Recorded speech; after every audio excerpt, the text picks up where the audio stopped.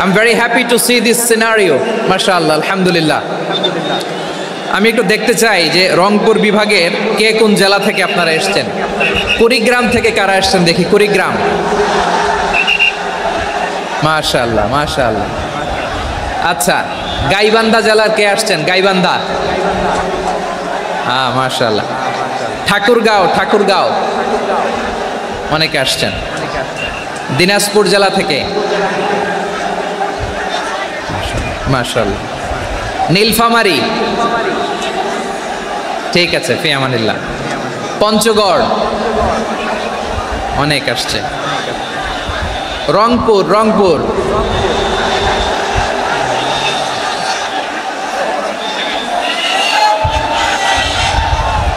মাশাআল্লাহ মাশাআল্লাহ, ঠিক আছে। লালমনিরহাটের কারা দেখি, লালমনিরহাট।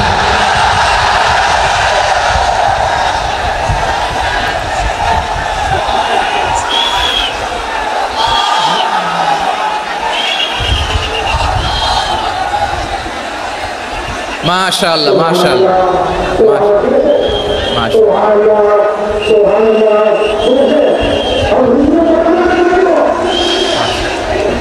ঠিক আছে ঠিক আছে। আচ্ছা, এই রংপুর বিভাগের বাইরে থেকে অন্য জেলার কারা কারা আসছেন দেখি, তাও আছে অনেকে। মাশাআল্লাহ, ঠিক আছে ঠিক আছে। আজকের প্রোগ্রামে উপস্থিত আছেন প্রধান অতিথি হিসেবে অধ্যক্ষ আসাদুল হাবিব দুলু ভাই, সাংগঠনিক সম্পাদক বিএনপি, জাতীয় নির্বাহী কমিটির সভাপতি, জেলা বিএনপি লালমনিরহাট। বিশেষ অতিথি হিসেবে আমাদের অনেক ভাইরা এসছেন, সবাইকে শুকরিয়া জানাই। সভাপতিত্ব করছেন জনাব আব্দুল হাকিম। আইন শৃঙ্খলা বাহিনী, প্রশাসন, ভলান্টিয়ার্স, শুনেছি আমি প্রায় 5000 ভলান্টিয়ার্স আপনারা নিয়োগ দিয়েছেন। আলহামদুলিল্লাহ আলহামদুলিল্লাহ, অনেক গোছালো প্রোগ্রাম। আমার প্রাণ ঢালা ভালোবাসা জানবেন, আমার হৃদয়ের গহীন থেকে ভালোবাসা নেবেন, শুভেচ্ছা জানবেন সবাই। ঠিক আছে ঠিক আছে। প্রিয় ভাইরা, আমরা আর কাল বিলম্ব না করে মূল আলোচনায় চলে যেতে চাই। আজকে যে টপিকের উপর আমি কথা বলবো, টপিকটা হচ্ছে peaceful coexistence and communal harmony, শান্তিপূর্ণ সহাবস্থান এবং সাম্প্রদায়িক সম্প্রীতি। আমাদের বাংলাদেশে সাম্প্রদায়িক সম্প্রীতি আছে না নাই? আবহমান কাল থেকে আমরা মুসলিম, হিন্দু, বৌদ্ধ, খ্রিস্টান, পাহাড়ি, নৃগোষ্ঠী মিলেমিশে একাকার, আমরা সবাই মিলে বাংলাদেশ। আওয়াজ করে বলেন ঠিক কিনা? আমাদের পারস্পরিক সম্প্রীতি, ভালোবাসা, সৌহার্দ্যপূর্ণ আচরণ, বোঝাপড়া, এটা বেশ মজবুত, বেশ মজবুত। তবে মাঝে মাঝে আমাদের এই সম্প্রীতির ভেতরে অনেকে ফাটল ধরাতে চায়। আমরা যে সুখে আছি, শান্তিতে আছি, এটা অনেকের ভালো লাগে না, ঠিক কিনা বলেন? আমাদের মধ্যে সাম্প্রদায়িক সম্প্রীতি, সৌহার্দ্যপূর্ণ আচরণ, ভালোবাসা, এটা আবহমান কাল ধরে আছে। তার প্রমাণ, আমরা তাফসিরুল মাহফিলের আয়োজন করলে আমাদের হিন্দু ভাইরা ডিস্টার্ব করে না, ঠিক কিনা? এবং আমি যদি বলি হাত তোলেন, হিন্দু ধর্মের কারা কারা এসেছেন, কত শত কত হাজার যে হাত উঠবে, আপনি অবাক হয়ে যাবেন। আমি চাচ্ছি না হাত উঠাতে। খুলনাতে সর্বশেষ যে আমি প্রোগ্রাম করে গেলাম, সেখানে কয়েকশো হিন্দু ভাই আসছে আমাদের আলোচনা শুনতে, আলহামদুলিল্লাহ। অনেক বৌদ্ধরা আসে, অনেক খ্রিস্টানরা আসে। এবার সফরেও অনেক হিন্দু ভাইরা আমার সাথে দেখা করেছে, তারা বলেছে হুজুর আমরা আপনার আলোচনা শুনি, আলহামদুলিল্লাহ বলেন।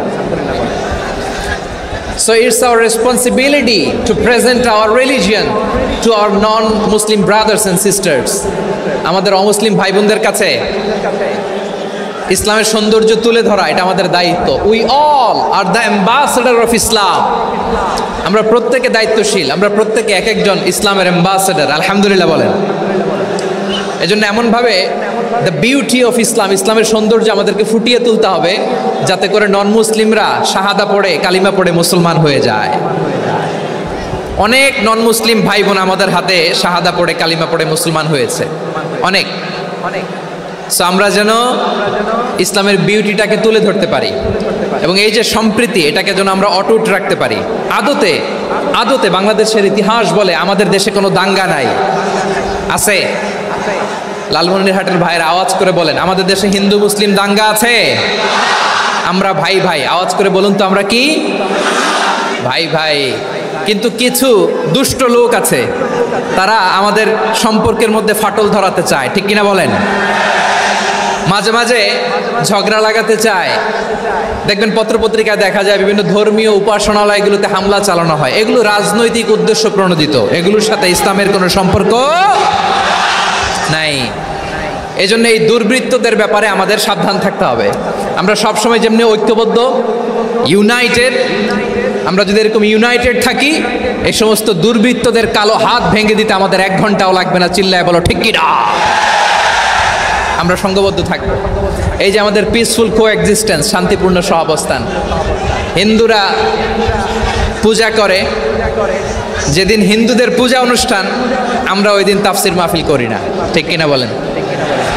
যেদিন আমাদের তাফসিরুল কোরআনের প্রোগ্রাম, ওই দিন আমাদের হিন্দু ভাইরা ডিস্টার্ব করে না। সুবহানাল্লাহ। হিন্দুদের পূজা অনুষ্ঠানে মাদ্রাসার ছাত্র যে পাহারা দেয়, গোটা বিশ্বে এরকম দৃষ্টান্ত নজির বিরল, ঠিক কিনা বলেন? আইন শৃঙ্খলা বাহিনীর পাশাপাশি মাদ্রাসার ছাত্ররা যে সেখানে পাহারা দেয়, গোটা পৃথিবীতে এই দৃষ্টান্ত আপনি পাবেন।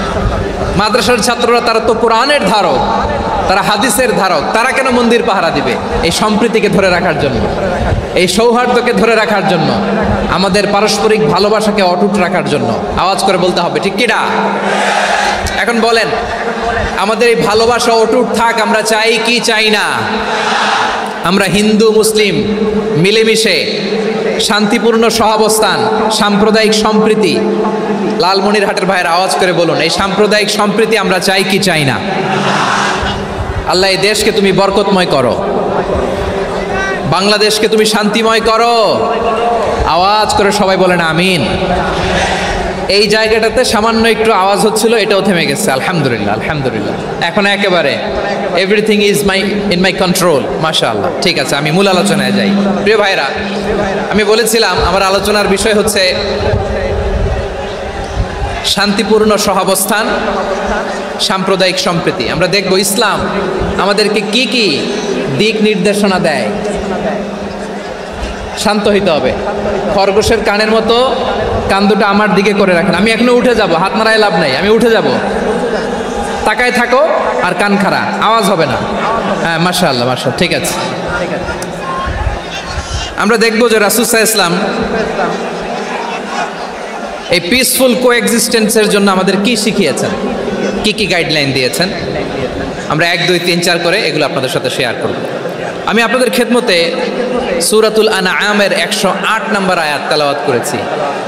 এখানে আল্লাহ রাব্বুল ইজ্জা ওয়াল জালাল তিনি ইরশাদ করছেন, ওয়ালা তাসুব্বুল্লাযীনা ইয়াদউনা মিন দুনিল্লাহি ফায়াসুব্বুল্লাহা আদওয়াম বিগাইরি ইলম কাযালিকা যায়্যান্না লিকুল্লি উম্মাতিন আমালাহুম সুম্মা ইলা রাব্বিহিম মারজিউহুম ফায়ুনাব্বিউহুম বিমা কানু ইয়ামালুন। রব্বুল আলামিন বলেন, গোলাম ও আমার ইমানদার বান্দারা, শোনো শোনো।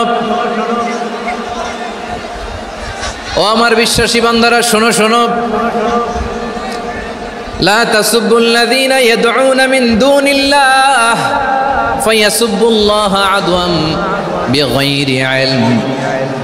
ও আমার বিশ্বাসী বান্দারা, যারা আল্লাহকে ব্যতি রেখে, আল্লাহকে বাদ দিয়ে অন্য উপাস্যকে ডাকে, দেবীর পূজা করে, দেবতাদের পূজা করে, তোমরা খবরদার তাদের গালি দিও না। আওয়াজ করে বলেন, কি দিও না? আল্লাহ বলেন, ও বিশ্বাসীরা শোনো, যারা আল্লাহকে বেছে রেখে দেব দেবীর পূজা করে, অন্য উপাস্যের পূজা করে, তাদেরকে ডাকে, ওই দেবতাদেরকে তোমরা গালি দিও না। যদি ওই দেবতাদেরকে গালি দাও, তাহলে ভুলবশত, শত্রুতাবশত তারা তোমাদের রব আল্লাহকে গালি দেবে, ঠিক কি না? তোমরা যদি তাদের দেবতাদের গালি দাও, ওরা রেগে তোমার আল্লাহরে গালি দিবে, তাহলে আল্লাহরে গালি খাওয়ানোর কারণ হয়ে গেলাম আমি, ঠিক কিনা বলেন?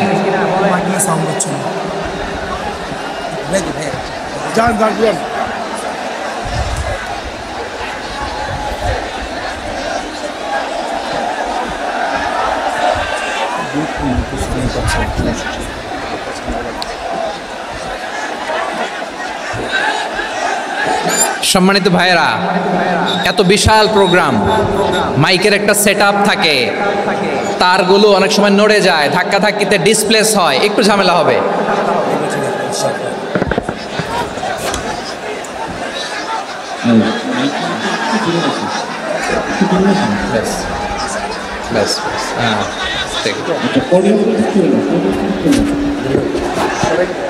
ঠিক আছে,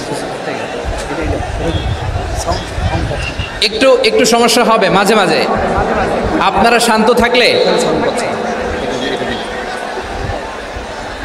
শান্ত থাকতে হবে। এইভাবে সাউন্ড নাই, এই নাই, এই বলতে বলতে আমার সময়ও নাই, উঠে যেতে হবে, এগুলো বোকামি। এই বিভাগীয় প্রোগ্রামগুলোতে যাই, চিৎকার চেঁচামেচি করে তোমরা আসো, সময় শেষ, আমাকে উঠে যেতে হয়, আমরা তো বঞ্চিত হলাম। গুরুত্বপূর্ণ অনেক কথা শোনাবো তোমাদের, অনেক। প্রিয় ভাইরা, আপনারা শান্ত হয়ে বসুন, শান্ত হয়ে। রব্বুল আলামিন বলেন, খবরদার বিশ্বাসীরা, আল্লাহ ছাড়া যারা অন্যান্য উপাস্যদেরকে ডাকে, দেবতাদেরকে ডাকে, তাদেরকে তোমরা গালি দিও না। ওই সমস্ত দেবতাদেরকে যদি তোমরা গালি দাও, তাহলে তারা আল্লাহকে গালি দিবে, ঠিক কিনা বলেন? আমরা দেবতাদের গালি দিলে ওরা আল্লাহকে গালি দিবে। রব্বুল আলামিন বলেন, খবরদার দেবতাদেরকে গালি দিও না, তাহলে ওরা তোমার রব আল্লাহরে গালি দেবে। প্রতিটি জাতির জন্য তাদের কাজকে আমি আল্লাহ সুশোভিত করে রেখেছি, তারা সবাই একদিন আমার কাছেই ফিরে আসবে। এরপর আমি রব্বুল আলামিন তাদের আমলনামা তাদেরকে জানিয়ে দেব। সুবহানাল্লাহ পড়ে। প্রিয় ভাইয়েরা, আল্লাহ তাআলা বলেছেন, খবরদার গালি দিও না। আদেশটা কার? আওয়াজ করে বলেন তো। হিন্দুদের দেবতা দেবদেবীদেরকে গালি দেওয়া যাবে না। আওয়াজ করে বলুন প্রিয় ভাইয়েরা, এই আদেশটা কার? এই আপনাদের গলার আওয়াজ। অন্য ধর্মের দেবতাদেরকে যে গালি দেওয়া যাবে না, এই আদেশটা কার? আরো জোরে বলুন, কার? গালি দিবেন কোন দেবতাকে? দিবেন? যদি দেন তাহলে ওরা আল্লাহরে গালি দিবে, তাহলে আল্লাহরে গালি খাওয়াইলো কে? আপনি, ঠিক কিনা বলেন?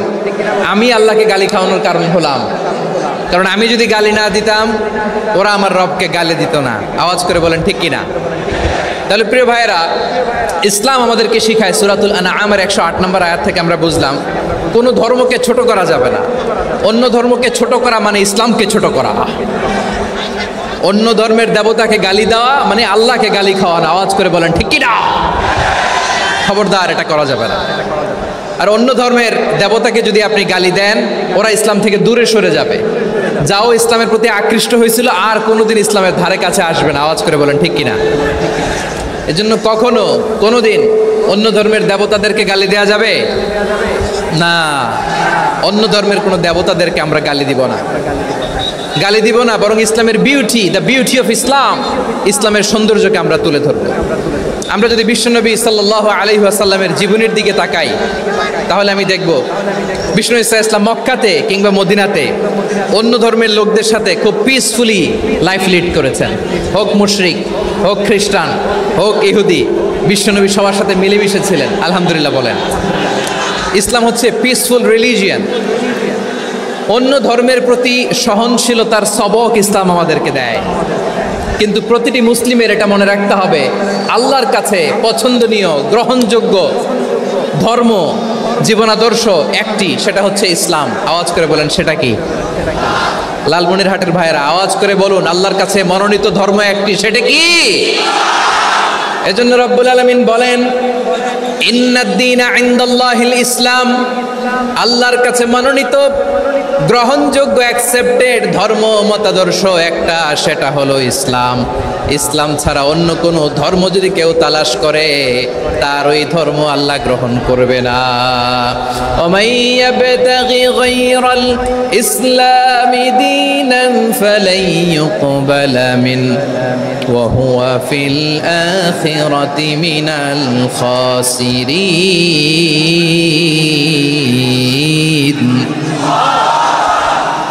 Whoever seek anything except Islam, that won't be accepted from him, and he will be loser in the day of judgment. কিয়ামতের দিন ইসলাম ছাড়া কেউ যদি অন্য কোনো ধর্ম তালাশ করেছে দুনিয়াতে, তার এই মতাদর্শ গ্রহণ করা হবে না, and he will be loser. সে হবে লুজার, ক্ষতিগ্রস্ত, হাই হাই কোম্পানির ম্যানেজার। ওর আমও শেষ, সালাও শেষ। আওয়াজ করে বলেন ঠিক কি না? এজন্য ইসলাম পেয়ে আমরা খুশি না বেজার? প্রত্যেক নামাজ শেষে আমরা আল্লাহরে বলি, আল্লাহ রাদিতু বিল্লাহি রাব্বা ওয়া বিল ইসলামি দীনা ওয়া বি মুহাম্মাদিন নাবিয়ান ওয়া রাসূলা। ও আল্লাহ, তোমারে রব হিসেবে পেয়ে আমরা খুশি। ও আল্লাহ, ইসলামকে ধর্ম হিসেবে পেয়ে আমরা খুশি। বিশ্বনবীকে আমাদের রাসূল পেয়ে আমরা খুশি। ঠিক কিনা বলেন? ইসলাম ছাড়া অন্য কোনো ধর্ম আমরা গ্রহণ করব না। ঠিক কিনা বলেন? আল্লাহর কাছে অ্যাকসেপ্টেড রিলিজিয়ান একটা, সেটা ইসলাম। তো বিশ্বনবী সাল্লাল্লাহু আলাইহি ওয়াসাল্লাম মক্কাতে কিংবা মদিনাতে খুব পিসফুলি এক্সিস্ট করেছেন, যে কোনো ধর্মের সাথে মিলেমিশে চলেছেন। তার প্রমাণ আমরা যদি রাসূল সাল্লাল্লাহু আলাইহি ওয়াসাল্লামের বায়োগ্রাফির দিকে তাকাই, তাহলে দেখব তিনি মুশরিকদের সাথে পিস ট্রিটি করেছেন, শান্তি চুক্তি, পিস ট্রিটি, পিস এগ্রিমেন্ট। আপনারা হুদাইবিয়ার সন্ধির নাম শুনেছেন? আমার লালমনিরহাটের কলিজার টুকরা ভাইয়েরা, হুদাইবিয়ার সন্ধির নাম আপনারা শোনেন নাই? ষষ্ঠ হিজরিতে বিষ্ণু ঈসা ইসলাম মুশরিকদের সাথে এই ট্রিটি করেছেন, চুক্তি। কাদের সাথে? মুশরিকদের সাথে। আমরা তো মুসলমান বসতে পারি না। আমরা দুই মুসলিম ভাই একসাথে বসে চা খেতে পারি না, গল্প করতে পারি না। বিষ্ণু ঈসা ইসলাম মুশরিকদের সাথে ট্রিটি করেছেন, হুদাইবিয়ার সন্ধি। এই সন্ধির আগে মক্কা থেকে কেউ মদিনায় যেতে পারে না, মদিনা থেকে কেউ মক্কায় যেতে পারে না। কিন্তু এই সন্ধির পরে ট্রাফিক স্বাভাবিক হয়ে গেল। মক্কার লোকেরা মদিনায় আসতে পারে, মদিনার লোকেরা মক্কায় আসতে পারে। এটাকে বলে সুলহে Hudaibiya, the peace agreement of Hudaibiya, শান্তি চুক্তি। আমরা পৃথিবীতে এখন অনেক শান্তি চুক্তির নাম শুনি, এগুলো সব the piece treaty of Hudaibiya থেকে কপি করা। আল্লাহু আকবার। তাহলে বিশ্বনবী সাল্লাল্লাহু আলাইহি সাল্লাম তিনি যে শান্তিপূর্ণ সহাবস্থানে বিশ্বাসী ছিলেন, মুসলমানেরা যে অন্য ধর্মের প্রতি সহনশীল, তার প্রমাণ হচ্ছে এই পিস ট্রিটি। শুধু তাই নয়, মাইকের সাউন্ডটা একটু বাড়াই দিতে হবে, খুব দুর্বল, একটু মজবুত করতে হবে, আর একটু ক্লিন করতে হবে, আর সবগুলা জায়গায় সাউন্ড যাচ্ছে কিনা একটু ক্রস চেক করতে হবে। হ্যাঁ, পাবেন দিচ্ছে। Mike operator is trying his level best, দিচ্ছে। মাইক অপারেটর যিনি আছেন, প্রতিটি জায়গায় প্রতিটি সাউন্ড বক্সে যেন আওয়াজ পাওয়া যায়, একটু ক্রস চেক করেন, সাউন্ডটাকে একটু স্ট্রং করে দেন। হ্যাঁ, ঠিক আছে, মাশাআল্লাহ। এদিকে তাকান, এদিকে। মক্কার পার্ট গেল, পিস এগ্রিমেন্ট করলেন, শান্তি চুক্তি। বিষ্ণু ঈসা ইসলাম মদিনায় যে কি করলেন?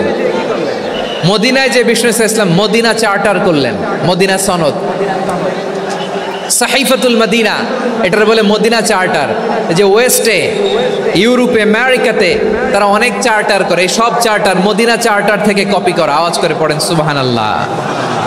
বিষ্ণু ঈসা ইসলাম মদিনায় গেলেন, মদিনাতে মুসলিম, মুশরিক, ইয়াহুদি, এই তিন ধর্মের লোক মিলে সব স্টেক হোল্ডার যারা আছে সবাইকে নিয়ে বিষ্ণু ঈসা ইসলাম মদিনা চার্টার করলেন, মদিনা সনদ। পড়েন সুবহানাল্লাহ। শুধু তাই নয়, মক্কাতে বিশ্বনবী পিস এগ্রিমেন্ট করলেন, শান্তি চুক্তি মুশরিকদের সাথে। মদিনাতে যে বিশ্বনবী মদিনা চার্টার করলেন, মদিনা সনদ করলেন ইহুদিদের সাথে।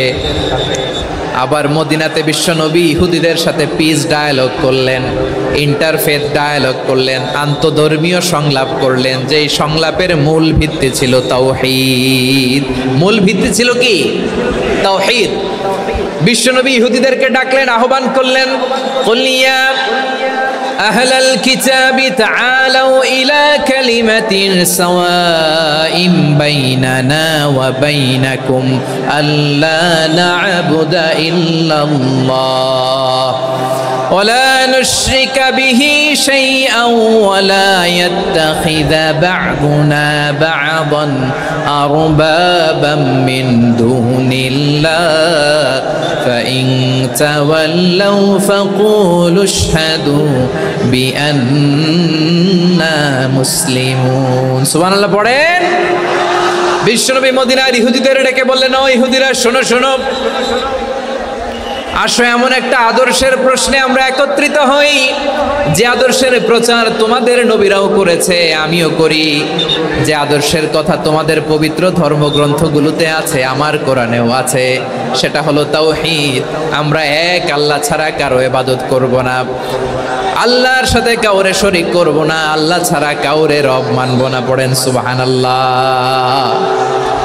তাহলে আমার প্রিয় লালমনিরহাটের ভাইরা, মদিনাতে যেয়ে তিনি মদিনা চার্টার করলেন, মদিনা সনদ, পিস ডায়ালগ করলেন, শান্তির সংলাপ, ইন্টারফেথ ডায়ালগ করলেন, আন্তধর্মীয় সংলাপ, যার ভিত্তি ছিল তাওহীদ। সুবহানাল্লাহ পড়েন। তাহলে অন্য ধর্মের প্রতি সব সময় ইসলাম সহনশীল, টলারেন্স। যদি আপনি দেখতে চান ইসলামের নবী, বিশ্ব নবীর দিকে তাকান, ঠিক কিনা বলেন? আমরা তো সংখ্যালঘুদের রাইটস প্রোটেক্ট করার জন্য কত আইন বানাই, কত বৈঠক করি, কত সংবাদ সম্মেলন করি। বিষ্ণু সাল্লাল্লাহু আলাইহি ওয়াসাল্লাম সংখ্যালঘুদের রাইটসের ব্যাপারে, অধিকারের ব্যাপারে যে কথা বলেছেন, শুনলে আপনি অবাক হয়ে যাবেন। বিশ্বনবী বলেন, আলা মান যালামা মুআহাদান আও ইনতাকাসাহু আও কাল্লাফাহু ফাওকা তাআতিহি আও কাল্লাফাহু ফাওকা তাকাতিহি আও আখাযা মিনহু শাইআন বিগাইরি তিবি নাফসিন ওয়া আনা হাজিজুহু ইয়াউমাল কিয়ামা। খবরদার, জেনে রাখো, কেউ যদি কোনো সংখ্যালঘুর উপরে অত্যাচার করে, কোনো সংখ্যালঘুর প্রাপ্য থেকে যদি কেউ কাউকে ঠকায়, সংখ্যালঘুর উপর যদি কেউ কষ্ট দেয়, কোনো সংখ্যালঘুর সম্পদ যদি কেউ জোর করে কেড়ে নেয়, আমি কিয়ামতের দিন বিশ্বনবী ওই সংখ্যালঘুর পক্ষে আর ওই মুসলমানদের বিপক্ষে বাদী হয়ে দাঁড়াবো। সুবহানাল্লাহ বলতে পারলেন না? আল্লাহু আকবার। আপনি নামাজি, আপনি মুসল্লি, আপনি হাজি সাহেব, তাহাজ্জুদ পড়তে পড়তে কপালে দাগ ফেলে দিছেন, আপনার প্রতিবেশী হিন্দু, ভাবছেন আমার তো পাওয়ার আছে, ওর জমিটা দখল করি। বিশ্বনবী বলেন, কিয়ামতের দিন ওই হিন্দুর পক্ষে তোর বিরুদ্ধে আমি বাদী হয়ে দাঁড়াবো। পৃথিবীর কোন ধর্মে এরকম স্টেটমেন্ট পাবেন? পাবেন? আপনি ভাবছেন আপনি নামাজ পড়লে হাজি সাহেব কপালে দাগ ফেলায় দিলে আপনি সেলসেলায় জান্নাতে চলে যাবেন না? খবরদার। বিশ্বনবী বলেন, কোন সংখ্যালঘুর উপর যদি কেউ আক্রমণ করে, তার প্রাপ্য তাকে না দিয়ে যদি তাকে ঠকায়, তার উপর জুলুম করে, তার সম্পদ যদি কেড়ে নেয়, আমি নবী, তুমি মুসলিম হইতে পারো, মুসল্লি হইতে পারো, তার পক্ষে, তোমার বিপক্ষে আল্লাহর দরবারে বাদী হয়ে দাঁড়াবো।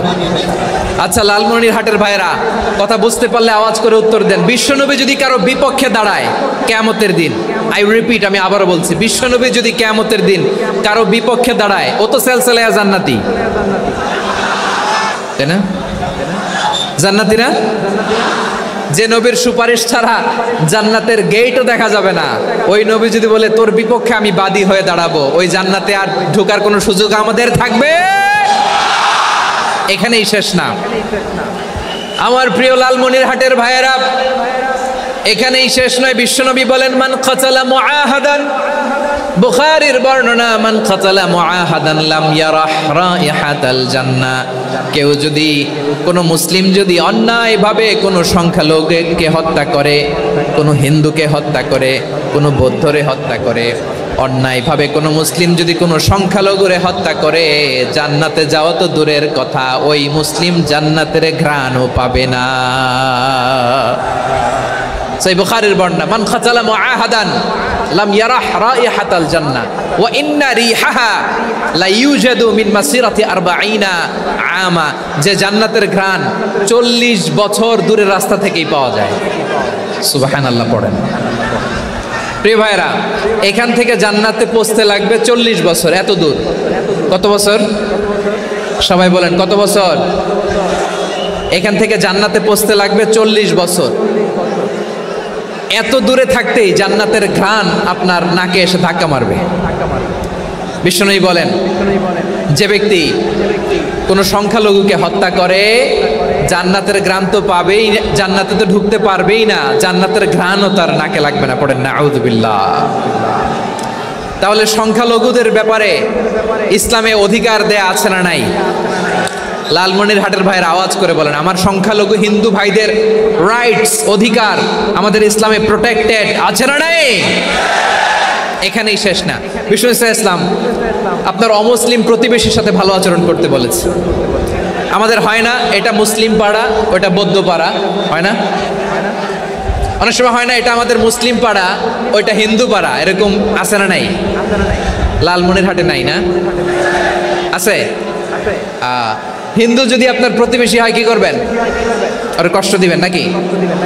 কেন? ও তো হিন্দু, ও তো আমার আল্লাহরে ডাকে না, ওরে কষ্ট দিলে জায়েজ হবে না? খবরদার। বিষ্ণু ইসলাম বলেন, মান কানা ইউমিনু বিল্লাহ ওয়াল ইয়াউমিল আখির ফালিউকরিম জারাহ, যে আল্লাহ বিশ্বাস করে আর আখিরাতে বিশ্বাস করে সেজন্য প্রতিবেশীর সাথে ভালো আচরণ করে। সুবহানাল্লাহ। কলিজা জুড়ায় যায় না আমার নবীর কথাগুলো শুনলে? যে আল্লাহ বিশ্বাস করে, যে আখিরাতে বিশ্বাস করে সেজন্য প্রতিবেশীর সাথে ভালো আচরণ করে। এখানে বলছে মুসলিম প্রতিবেশী বলছে, নামাজি প্রতিবেশী বলছে, আল্লাহওয়ালা প্রতিবেশী বলছে না।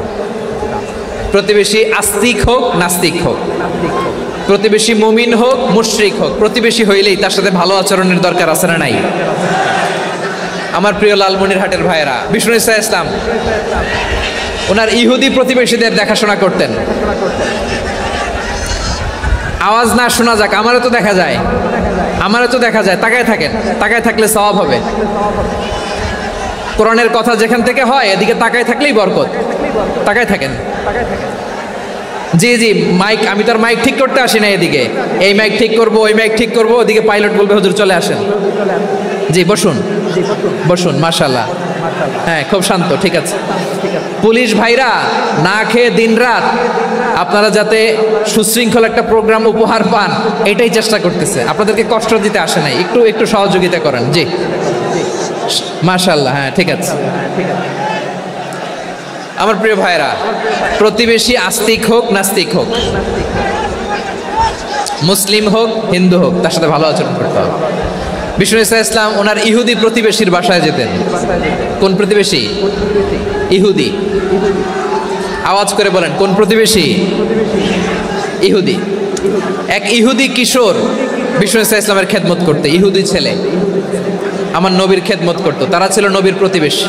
তো অনেক দিন হয় ইহুদি ছেলেটা আসে না। বিষ্ণুনবী খোঁজ দিলেন, ঘটনা কি? একটা ইহুদি ছেলে না আমার খেদমতে আসতো, ছেলেটা কই? খোঁজ নিয়ে জানলেন ছেলেটা অসুস্থ। বিষ্ণু ইসলাম ওই ইহুদির বাড়িতে চলে গেলেন ওই ছেলেটাকে দেখা করার জন্য, ভিজিট করার জন্য। সুবহানাল্লাহ পড়বেন না? গেলেন, যে দেখে ইহুদি ছেলেটা মুমূর্ষ, জান যায় যায় ভাব, বিছানায় পড়ে আছে, তার বাবা দাঁড়ানো।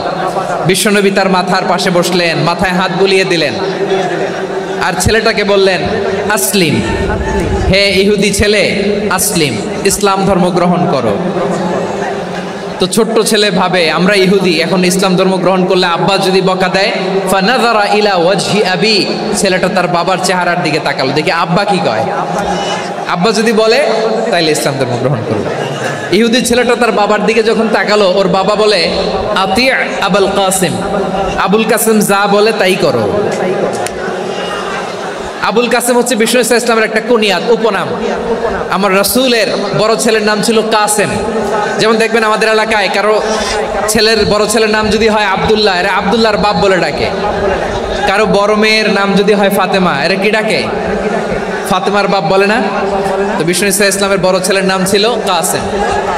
ইহুদি বাবা বলল আতি আবুল কাসেম, আবুল কাসেম যা বলে তাই শোনো, মানে মোহাম্মদ যা বলে তাই শোনো। এই কথা শুনে ছেলে সাহস পাইছে, ছেলে আবার পড়তে আরম্ভ করলো আশহাদু আল্লাহ ইলাহা ইল্লাল্লাহ ওয়া আশহাদু আন্না মুহাম্মাদার রাসূলুল্লাহ, পড়েন আল্লাহু আকবার। বিশ্বনবীর আহ্বান শুনে ওই আহ্বানে সাড়া দিয়ে ইহুদি ছেলে শাহাদা পড়ে মুসলমান হয়ে গেল। তার হৃদয়টারে ঈমানের নূর দিয়ে আলোকিত করে দিল কে? প্রিয় ভাইরা, এবার রাসূল সাল্লাল্লাহু আলাইহি ওয়াসাল্লাম বের হয়ে আসলেন ঘর থেকে আর বললেন আলহামদুলিল্লাহিল্লাযী আনকাযাহু মিনান নার, প্রশংসা সে আল্লাহর যে আল্লাহ জাহান্নামে চলে যাচ্ছিল প্রায় এমন একটা লোককে মুহূর্তের মধ্যে কালেমায়ে শাহাদাতের বদৌলতে জান্নাতি বানায় দিলেন। আওয়াজ করে পড়েন সুবহানাল্লাহ। এই হাদিস থেকে আমরা কি শিখলাম? What is the moral of the story? এক নম্বর স্টোরি হলো, প্রতিবেশী ইহুদি হোক হিন্দু হোক, যাবেন, সুসম্পর্ক রাখবেন, উপহার দিবেন, বিপদে পাশে দাঁড়াবেন, তাইলেই তো আপনাদের প্রতি, মুসলমানদের প্রতি তারা আকৃষ্ট হবে, ঠিক কিনা বলেন? আপনি যদি হিন্দুদের সাথে বৌদ্ধদের সাথে নাই মিশেন, নাস্তিকের কাছে নাই যান, তো ইসলামের সৌন্দর্যটা ওরা বুঝবে কেমনে? আমার অনেক হিন্দু পরিচিত ভাই আছে, ওরা আমাদের ইফতারির প্রোগ্রামে এসে একসাথে ইফতারি করে। অনেক মদখোর আমার সাথে বসে একসাথে ডিনার করে, হাফ প্যান্ট পরা, গলায় স্বর্ণের চেইন, হাতে স্বর্ণের ব্রেসলেট, আইসা আমার সাথে ডিনার করছে, আছে এরকম। গাঁজাখোর, আমি বলে আসো, welcome welcome to my dinner, আসো বসো। বসলেই তো আমি ওর ডিএনএ, চিন্তার ডিএনএ চেঞ্জ করে দেওয়ার সুযোগ পাবো। চিল্লায় বলো ঠিক কি না? আসতে হবে আমার কাছে। Our door is open. The door of Islam is open 24/7. সব সময় আমাদের ইসলামের দরজা আমার অমুসলিম ভাইদের জন্য খোলা আছে না নাই? এই হাদিস থেকে দুইটা শিক্ষা। এক নম্বর শিক্ষা, প্রতিবেশী মুসলিম হোক অমুসলিম হোক, যান, অসুস্থ হইলে একটু আপেল নিয়ে যান, আঙ্গুর নিয়ে যান, কমলা নিয়ে যান, তাদের সাথে ভালো আচরণ করেন। ইসলামের বিউটি দেখে, সৌন্দর্য দেখে অবাক হবে, নসিব ভালো হলে কোনোদিন কালিমা পড়ে মুসলমান হয়ে যাবে। ঠিক কিনা বলেন?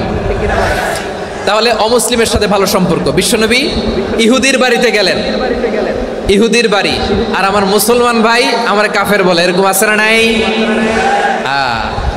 মুসলিমরা দেখতে পারে না, সহ্য করতে পারে। বিশ্বনবী সাল্লাল্লাহু আলাইহি ওয়াসাল্লাম ইহুদির বাড়িতে গেলেন, এটা একটা শিক্ষা।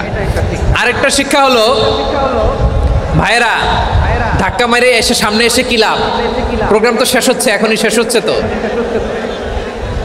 এই যে আমাদের বকশি ভাই ওয়াদা নিল, হাত তোলালো, মিম বলে এত কথা বললো, তো আমি জেলায় জেলায় যে খালি হাত নাড়াই তোমাদের জন্য নাকি? হ্যাঁ, হাত নাড়াই শুধু। এই ধাক্কাইতে ধাক্কাইতে এদিকে এসে হাত নাড়াইতেছে, হয়েছে তো, দেখলাম তো, ঠিক আছে, মাশাআল্লাহ, অনেক সুশৃঙ্খল, অন্যান্য যে কোনো জেলার চেয়ে অনেক সুশৃঙ্খল। আমার দিকে তাকাও, আমার দিকে তাকাও, ঠিক আছে। এই যে দাঁড়িয়ে আছে, একটা ছেলে নড়ে না, দেখছেন? মাশাআল্লাহ মাশাআল্লাহ মাশাআল্লাহ। হ্যাঁ, এইভাবেই। আর কয়েকটা মজাদার কথা আছে, শোনো। এই হাদিস থেকে আমাদের শিক্ষা হলো, আমার প্রতিবেশী যেই ধর্মের হোক আমি সম্পর্ক রাখবো। অসুস্থ হলে যাব, কি বলেন ভাইরা? যাবেন না? যাবেন না আপনারা? আচ্ছা, 2 নম্বর শিক্ষা হলো, বিষ্ণু ঈসা ইসলামের খাদেম ছিল ইহুদি, এতদিন খেদমত করলো, একদিনও বিশ্বনবী ওরা কালিমার দাওয়াত দেয় নাই। কারণ কি? বিশ্বনবী একটা ভালো সময়ের অপেক্ষা করতেছিলেন, প্রপার টাইমিং। দাঈর কাজ হচ্ছে দাঈ ইলাল্লাহ, সে হচ্ছে সুযোগ সন্ধানী। দাঈ সুযোগ খোঁজে, কখন দাওয়া দিলে ব্যাটে বলে হবে, ঝোপ বুঝে কোপ মারে, ঠিক কিনা বলেন?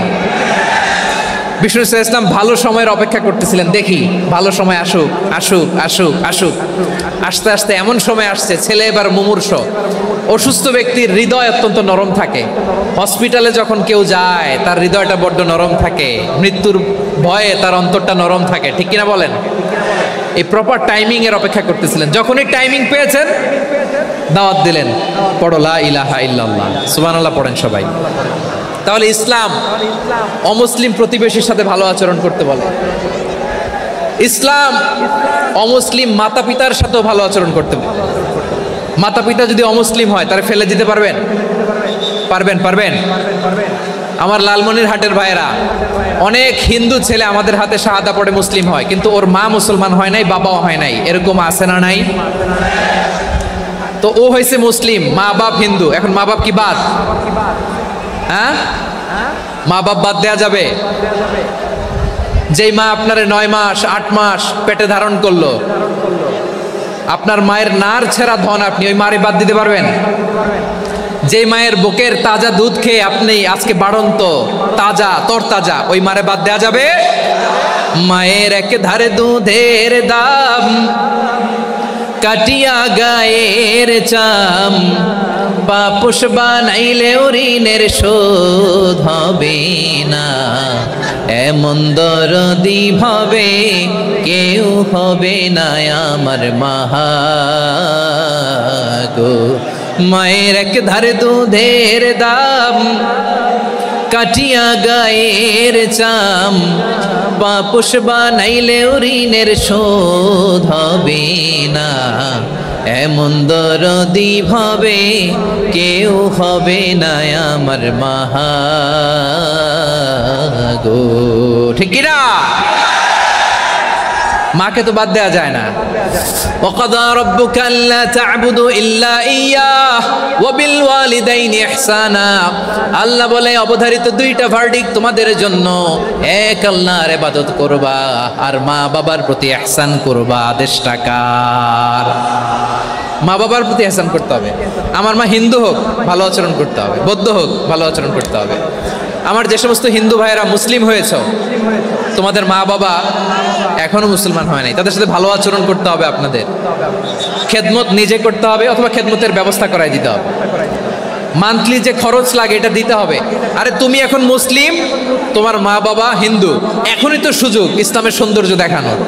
এখন মা বাবা যদি দেখে আরে এটা হিন্দু থাকতে তো বদমাইশ ছিল, বেয়াদব ছিল, কি এমন ধর্ম সে গ্রহণ করলো যেটা গ্রহণের সাথে সাথে সে পাল্টে গেল? কি এমন ধর্ম সে গ্রহণ করেছে যেটা তার জীবনকে আলোকিত করে দিয়েছে? নসিব ভালো হইলে তারাও কালিমা পড়ে মুসলমান হয়ে যাবে। বিশ্ব ইসলামের স্ত্রীর নাম ছিল আয়েশা রাদিয়াল্লাহু তাআলা আনহা, আবু বকর রাদিয়াল্লাহু তাআলা আনহুর মেয়ে। আবু বকর রাদিয়াল্লাহু তাআলা আনহুর আরেক মেয়ের নাম হচ্ছে আসমা। কি নাম? দুজনই আবু বকর রাদিয়াল্লাহু তাআলা আনহুর মেয়ে, আসমা আর আয়েশা। নাম দুটো কেমন লাগে? আসমা নামটা কেমন লাগে? আয়েশা নামটা কেমন লাগে? সবার ভালো লাগে নাই? নাম দুটো আপনাদের ভালো লাগে? লালমনিরহাটে অনাগত যদি কন্যা সন্তান হয়, যদি মনে চায় আসমা রেখে দিতে পারবেন, যদি মনে চায় আয়েশা রেখে দিয়েন। দেশে বিদেশে এয়ারপোর্টে রাস্তাঘাটে শুধু বলে হুজুর একটা নাম দেন, আমার ছেলের একটা নাম দেন, মেয়ের একটা নাম দেন। তো আমার মনে আছে যশোরের 8 দিনের মাহফিলে আমি একটা দুইটা নাম দিয়েছিলাম। আজকে লালমনিরহাটের এই প্রোগ্রামে কন্যা সন্তান যদি হয় দুটা নাম দিলাম, আসমা কিংবা আয়েশা। ইনশাআল্লাহ পড়েন। দুজন বোন, এক মায়ের না, বাবা এক মা দুইজন। আয়েশা রাদিয়াল্লাহু তাআলা আনহার মায়ের নাম উম্মে রুমান, আর আসমা রাদিয়াল্লাহু তাআলা আনহার মায়ের নাম কুতাইলা বিনতে আব্দুল উজ্জা। আবু বকর রাদিয়াল্লাহু তাআলা আনহু 4টা বিয়ে করেছিলেন। তো একই ঘটনা ঘটেছে এই ফ্যামিলিতে। আসমা ইসলাম ধর্ম গ্রহণ করে মুসলিমা, কিন্তু তার মা কুতাইলা মুশরিকা। আই রিপিট, বোঝার জন্য আমি আবারও বলি, আসমা রাদিয়াল্লাহু তাআলা আনহা মুসলিমা, আর আসমার মা কুতাইলা। আওয়াজ করে বুঝে থাকলে বলেন, আসমার মা মুশরিকা। তার মানে মেয়ে মুসলিম, মা অমুসলিম। ভেজাল আছে না নাই? কিন্তু কুতাইলা আর ধৈর্য ধারণ করতে পারে না। নার ছেড়া ধন, কলিজার টুকরা ধন, কলিজার টুকরা সন্তান আসমারে দেখতে বড্ড মন চায়। সাইয়েদনা আসমা রাদিয়াল্লাহু তাআলা আনহা মক্কা থেকে হিজরত করে মদিনায় চলে গেলেন। হুদাইবিয়ার পর যখন মক্কা মদিনার ট্রাফিক স্বাভাবিক হলো, মক্কার লোক মদিনায় যায়, মদিনার লোক মক্কায় আসে। কুতাইলা কলিজার টুকরা সন্তান আসমারে দেখার জন্য কিছু উপহার নিয়ে বিশাল মরুপথ পাড়ি দিয়ে মক্কা থেকে মদিনায় যায়। সুবহানাল্লাহ বলেন। এখন মা আসছে মেয়ের সাথে দেখা করতে, মেয়ে তো আর দেখা দেয় না। মেয়ে ভাবছে আমার মা তো মুশরিকা, অপবিত্রা, তার সাথে কি দেখা দেয়া যাবে? বিশ্বনবীর দরবারে চলে গেলেন। সুবহানাল্লাহ বলেন। কি সৌভাগ্যবান ছিল তারা, মাসলা জানার দরকার হলেই নবীর দরবারে চলে যেত। ঘরে বউয়ের সাথে ঝগড়া হলে নবীর দরবারে চলে যেত। অনেক সাহাবী বলে আমার পেটে ক্ষুধা লাগলো আমি নবীর কাছে চলে যেতাম, কারণ নবীর চেহারার দিকে তাকালেই আমার পেটের ক্ষুধা মিটে যেত। সাইয়েদনা আসমা রাদিয়াল্লাহু তাআলা আনহা বিশ্বনবীর কাছে চলে গেলেন, যে বললেন ইয়া রাসূলুল্লাহ ইয়া হাবিবাল্লাহ ইন্না উম্মি কাদিমাতুন ইলাইয়া ওয়া হিয়া রাগিবা। আমার মা মক্কা থেকে অনেক দূর মরুর পথ পাড়ি দিয়ে উপহার সামগ্রী নিয়ে মদিনায় আমার সাথে দেখা করতে এসেছে গো নবী। আমার জানতে বড্ড ইচ্ছে হয় আমি আমার মুশরিকা মায়ের সাথে একটু দেখা করতে পারবো কিনা। আফা আসিলুহা, আগে যেমনি আমি আমার মায়ের সাথে ভালো আচরণ করতাম যেমনি আমি আমার মায়ের সাথে সদাচরণ করতাম গো নবী, এখন আমি মুসলিমা, মা মুশরিকা, এখনো কি আগের মতো সদাচরণ করতে পারবো নাকি? বিশ্বনবী বললেন, নাম সিলিহা, হ্যাঁ রে আসমা, অবশ্যই অবশ্যই, আগে ঠিক যেমন তুমি তোমার মায়ের সাথে ভালো আচরণ করতে, এখনো তেমনি আগের মতো ভালো আচরণ করবা। আওয়াজ করে পড়েন সুবহানাল্লাহ। কি ইসলাম আমরা পেয়েছি! কত ব্রড মাইন্ডেড আমাদের ইসলাম, কত ওপেন মাইন্ডেড ইসলাম, কত ওপেন আপ করতে পারে, চিন্তা করতে পারেন? বিষ্ণু বললেন, হ্যাঁ অবশ্যই, নাম সুলিহা, আগে যেমনি ভালো আচরণ করছো আসমা, এখন ওইরকমই করো, পারলে আরো বাড়াই করো। সুবহানাল্লাহ বলেন। তাহলে আমার যে হিন্দু ভাইয়েরা, হিন্দু বোনেরা, ইমানের বদৌলতে দৌলতে আপনি ধন্য হয়েছেন, আপনার আম্মা আব্বা এখনো মুসলমান হয় নাই, তাদের জন্য দোয়া করেন, তাদের জন্য দোয়া করেন, আল্লাহ যেন তাদেরকেও ইমানের দৌলত দান করে। আমরা সবাই পড়ি আমিন, আরো জোরে পড়েন আমিন। এখন বলেন, ইসলাম কি ন্যারো মাইন্ডেড রিলিজিয়ান না ব্রড মাইন্ডেড? লালমনিরহাটের যুবক ভাইরা আওয়াজ করো, ইসলাম কি ন্যারো মাইন্ডেড না ব্রড মাইন্ডেড? কতটা ব্রড মাইন্ডেড দেখেন। বিশ্বনবী সাল্লাল্লাহু আলাইহি সাল্লাম অমুসলিমরা যদি নবীকে উপহার দিত, ওই উপহারও বিশ্বনবী গ্রহণ করতেন। সুবহানাল্লাহ পড়েন। আপনার অমুসলিম বন্ধু যদি উপহার দেয়, সেটাও আপনি নিতে পারবেন, যেটা নেওয়া জায়েজ। কিন্তু আপনার বন্ধু যদি আপনার মদের বোতল দেয়, নিতে পারবেন? হ্যাঁ, মদের বোতল দিলে পারবেন না। আপনার বন্ধু যদি আপনার পর্ক দেয়, পর্ক, শুকরের গোশত মিশ্রিত কোনো খাবার, ওটা নিতে পারবেন না। হালাল যে কোনো জিনিস নিতে পারবেন। বিশ্বনবী সাল্লাল্লাহু আলাইহি ওয়াসাল্লাম অমুসলিমদের দেয়া হাদিয়া গ্রহণ করতেন। কেমন নবী ছিলেন! আমার নবীরে চিনে নেন, আমার নবীর অ্যাটিটিউড জেনে নেন। বিশ্বনবী সাল্লাল্লাহু আলাইহি ওয়াসাল্লাম যখন কোনো জনপদে যেতেন, 3টা অপশন নিয়ে যেতেন। প্রিয় ভাইয়ের আওয়াজ করে বলতে হবে, কোনো জনপদে গেলে আমার নবীর অপশন থাকতো কয়টা?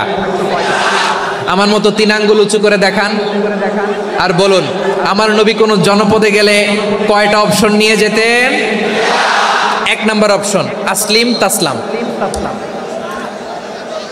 নতুন এলাকায় গেলে বলতেন আসলিম তাসলাম, ইসলাম ধর্ম গ্রহণ করো, শান্তিতে থাকবা, আমার ভাই হয়ে যাবো, আমরা ভাই ভাই, ইসলাম মানো, আমরা ভাই ভাই। অপশন নাম্বার কত? 1। যদি বলে না ইসলাম মানবো না, ওকে, অপশন নাম্বার 2, মুসলিম হওয়ার দরকার নাই, লা ইকরাহা ফিদ্দিন, ইসলামে কোনো বাড়াবাড়ি নাই। খ্রিস্টান আছো থাকো, বৌদ্ধ আছো থাকো, ইহুদি থাকতে চাও থাকো, কিন্তু আমরা যেহেতু রিজিওনাল সুপার পাওয়ার, আমাদের আন্ডারে থাকো, ট্যাক্স দিয়া থাকো, এটার বলে জিজিয়া। আলেম যারা আছেন বুঝবেন, এটার আরবিতে কি বলে? জিজিয়া। You pay us the tax, we will give you the security. তোমরা ট্যাক্স দিবা, আমরা সিকিউরিটি দিব, আমাদের আওতায় থাকবা, কেউ তোমাদেরকে আক্রমণ করতে পারবে না, আমরা নিরাপত্তা দিব। সুবহানাল্লাহ বলেন। এটা অপশন নাম্বার কত? আচ্ছা, বুঝে থাকলে বলেন, 1 নম্বর অপশন কি ছিল? ইসলাম। ইসলাম মানো, শান্তিতে থাকবা, ভাই ভাই, আমরা ভাই ভাই। অপশন নাম্বার 2, ট্যাক্স দাও, আমরা নিরাপত্তা দিব, মুসলিম হওয়া লাগবে না। এখন 1 নম্বরও মানে না, 2 নম্বরও মানে না, মুসলিম হবো না, ভালো, খ্রিস্টান থাকো, ট্যাক্স দাও, আমরা সিকিউরিটি দিব না, এইটাও মানি না। বিষ্ণু বলেন, তাহলে তলোয়ার আমাদের আর তোমাদের মাঝে ফয়সালা করবে, মুসলিমও হবো না, ট্যাক্স দিবা, নিরাপত্তা দিব, আমরা সুপার পাওয়ার, আমাদের আন্ডারে থাকবে, এইটাও না। তাহলে তোমাদেরকে তো আমরা বিশ্বাস করতে পারি না, কখন না কখন বিশ্বাসঘাতকতা করো, কার সাথে মিলে হাত মিলাও, তলোয়ার আমাদের মাঝে ফয়সালা করবে। তখন তিনি জেহাদের সশস্ত্র সংগ্রামের ঘোষণা দিতেন। সুবহানাল্লাহ পড়েন। দেখেন, পশ্চিমারা জেহাদকে এইভাবে চিত্রায়িত করে না, ওরা জেহাদ বলতে বোঝায় তলোয়ার, হাত কাটো, গলা কাটো, না, জেহাদ সশস্ত্র সংগ্রাম 3 নম্বরে। অধিকাংশ ক্ষেত্রেই বিশ্বনবীর সুন্দর আচরণ দেখে, আরে আমার নবীর যে নুরানি চেহারা, অনেকে তো কেবল সিরেফ চেহারাটা দেখেই কালিমা পড়ে মুসলমান হয়ে গিয়েছে। যারা মুসলিম হয় নাই, তারা তাদের ইসলামেই বলবৎ ছিল, ট্যাক্স দিয়ে ইসলামের আন্ডারে ছিল। যারা এটাও মানে নাই, ওইটাও মানে নাই, তাদের বিরুদ্ধে জেহাদ। বিষ্ণু ইসলাম 7ম হিজরিতে যখন খায়বার বিজয়ের পরে ইসলাম রিজিওনাল সুপার পাওয়ার হিসেবে আত্মপ্রকাশ করলো, বিশ্বনবী চিঠি লিখলেন অন্যান্য সুপার পাওয়ারের কাছে, রাষ্ট্রীয় চিঠি লেখে এক রাষ্ট্রপ্রধান আরেক রাষ্ট্রপ্রধানের কাছে, ঠিক কিনা বলেন? জানেন না আপনারা? এই যে 24-এর ছাত্র নাগরিক অভ্যুত্থানে এই অভ্যুত্থান যখন শুরু হয় আমি তখন সাউথ আফ্রিকাতে একটা স্ট্যাটাস দিয়েছিলাম, কোটা নয় গোটা দেশ সংস্কার করা লাগবে। শুধু বাংলাদেশ নয়, সারা বিশ্বের বাংলা ভাষাভাষী লোকেরা এই আন্দোলনের সাথে সমর্থন তারা করেছে, এটাকে সাপোর্ট করেছে, তারা সমর্থন দিয়েছে। আমাদের ইউনাইটেড আরব আমিরাতের বাংলাদেশি ভাইয়েরা তারা সেখানে রাস্তায় নেমে এসেছিল, জানেন? ওইখানে ডেমনস্ট্রেশন করা যায় না, সেখানকার সরকার তাদেরকে যাবজ্জীবন দিয়েছিল। তখন আমাদের এই যে প্রধান উপদেষ্টা ডক্টর মোহাম্মদ ইউনূস সরাসরি G2G বলে, এটারে G2G, government to government, G2G, উনি চিঠি লিখলেন যে তাদেরকে, ইউর হাইনেস, হে সম্মানিত আমির, আপনি আমার এই চিঠির কারণে আমার সম্মানে এই 53 জন বাংলাদেশিকে মাফ করে দেন। এই চিঠির বদৌলতে বেকসুর খালাস পেয়ে গিয়েছিল আমাদের ভাইরা, জানেন না এই ঘটনা আপনারা? তাহলে গভর্নমেন্ট টু গভর্নমেন্ট চিঠি দেওয়া হয়। সপ্তম হিজরিতে বিষ্ণু ইসলাম সব সুপার পাওয়ারের কাছে চিঠি দিলেন, রোমান সম্রাটের কাছে, পারস্য অধিপতির কাছে, মিশরের অধিপতির কাছে, সবার কাছে চিঠি লিখলেন। চিঠির ভাষা ছিল এরকম, মিন মুহাম্মাদিন রাসূলিল্লাহ ইলা মুকাওকিস আযীমিল কিবত, মুহাম্মদ রাসূলুল্লাহর পক্ষ থেকে মিশরের বাদশার কাছে, আসলিম তাসলাম, ইসলাম মানো শান্তিতে থাকবা, সালামুন আলা মান ইত্তাবাআল হুদা, শান্তি তার জন্য যে হেদায়েতের অনুসরণ করে। সুবহানাল্লাহ পড়েন। তো এই চিঠি অনেকে ভালোভাবে রিসিভ করেছে, অনেকে এই চিঠি পাওয়ার পরে নবীর কাছে আবার ইন রিটার্ন উপহার পাঠিয়েছে। কি পাঠিয়েছে? উপহার। মিশরের বাদশা মুকাওকিস তিনি বিশ্বনবীকে বিশাল এক উপহারের ডালি পাঠিয়েছেন। মিশরের বাদশা মুকাওকিস ছিলেন ধর্মে খ্রিস্টান। লালমনিরহাটের ভাইয়েরা আওয়াজ করে বলেন, মিশরের বাদশা ধর্মে কি ছিল? খ্রিস্টান। কি উপহার দিয়েছিল আমার নবীকে? শুনতে মনে চায়? আওয়াজ নাই লালমনিরহাটের গলায়, শুনতে মনে চায়? 1000 স্বর্ণমুদ্রা, 1000 স্বর্ণমুদ্রা। দুইটা খ্রিস্টান দাসী, একজনের নাম মারিয়া বিনতে শামউন আল কিবতিয়া, আরেকজনের নাম সিরিন বিনতে শামউন আল কিবতিয়া। একজন খ্রিস্টান দাস 20 থান কাপড় জামা বানানোর জন্য, আমরা নবী যেন সেলাই করে জামা বানাতে পারে এজন্য 20 থান কাপড়, 20 থান ফাইন গার্মেন্ট। সুবহানাল্লাহ পড়বেন না? এরপরে একটা গাধা যেটার নাম ছিল উফাইর, আর একটা খচ্চর, এটার নাম ছিল দুলদুল। খচ্চর চিনেন? গাধা আর ঘোড়ার ক্রসিং এ যে প্রাণীটা দুনিয়াতে আসে ওটার খচ্চর বলে। তো এই যে সুপার পাওয়ার খ্রিস্টান বাদশার কাছে নবী চিঠি লিখলেন, ওই খ্রিস্টান বাদশা আমার নবীকে উপহার দিল। বিশ্বনবী এই উপহারগুলো সানন্দে গ্রহণ করেছে। সুবহানাল্লাহ পড়বেন না? তাহলে অমুসলিম কেউ যদি আপনাকে উপহার দেয়, হালাল উপহার হলে আপনি গ্রহণ করতে পারবেন। অনুরূপভাবে পারস্যের বাদশা, রোম সম্রাট বিশ্বনবীকে উপহার পাঠিয়েছেন, আমার নবী সবগুলো উপহার গিফট গ্রহণ করেছেন। সুবহানাল্লাহ বলেন। তাহলে প্রিয় লালমনিরহাট আওয়াজ করে বলুন, ইসলাম কি ন্যারো মাইন্ডেড রিলিজিয়ন না ব্রড মাইন্ডেড? আম্মাজান আয়েশার কাছে মাসালা জানতে চায় মেয়েরা, হে আম্মাজান, অগ্নি উপাসকেরা তাদের ঈদের দিন নওরোজের সময় আমাদেরকে পাখি দেয়, নেওয়া যাবে? উনি বললেন, ওরা জবাই করে দিলে নেওয়া যাবে না, কিন্তু ওরা যদি ফলমূল এরকম খাবার দেয় এগুলো নেওয়া যাবে। তার মানে অমুসলিমদের দেয়া উপহার এটা গ্রহণ করা যায়। সুবহানাল্লাহ বলেন। শুধু তাই নয়, বিষ্ণু ঈসা ইসলাম অমুসলিমদের সাথে আর্থিক লেনদেনও করেছেন, ফিনান্সিয়াল ডিলিং করেছেন। অমুসলিমদের সাথে প্রয়োজনে আপনি ফিনান্সিয়াল ডিলিং করতে পারবেন। আমরা প্রায় দেখি বাজারের মিষ্টির দোকানগুলো আমার হিন্দু ভাইদের। লালমনিরহাটে মিষ্টির দোকান, দইয়ের দোকান কারা চালায়? হিন্দুরা চালায় না? তারপরে যে বারবার শপ, চুল কাটে যে নাপিত, অধিকাংশ নাপিতের দোকানে কারা? আমার হিন্দু ভাইরা। তা আপনি চুল কাটতে পারবেন কিনা? পারবেন কিনা বলেন? পারবেন। তার দোকান থেকে দই মিষ্টি কিনতে পারবেন কিনা? হ্যাঁ, আমার মুসলিম ভাইয়ের দোকান থাকলে ওইটারে আমি বেশি প্রায়োরিটি দিব, ঠিক কিনা? কিন্তু যদি তাদের সার্ভিস নিতে চান, প্রোডাক্ট নিতে চান, পারবেন। তার দলিল সহিহ বুখারী, আম্মা জান আয়েশা রাদিয়াল্লাহু তাআলা আনহা বলেন, ইশতারা রাসূলুল্লাহ সাল্লাল্লাহু আলাইহি ওয়াসাল্লাম মিন ইয়াহুদিয়িন তুআমান ওয়া রাহানাহু দিরআহু মিন হাদিদ। রাসূল সাল্লাল্লাহু আলাইহি ওয়াসাল্লাম এক ইহুদির কাছ থেকে, কার কাছ থেকে? সবাই বলে নাই, কার কাছ থেকে? আমার নবী, পেয়ারা নবী এক ইহুদির কাছ থেকে জব কিনেছিল, জব, বার্লি, যেটা দিয়ে রুটি বানায়।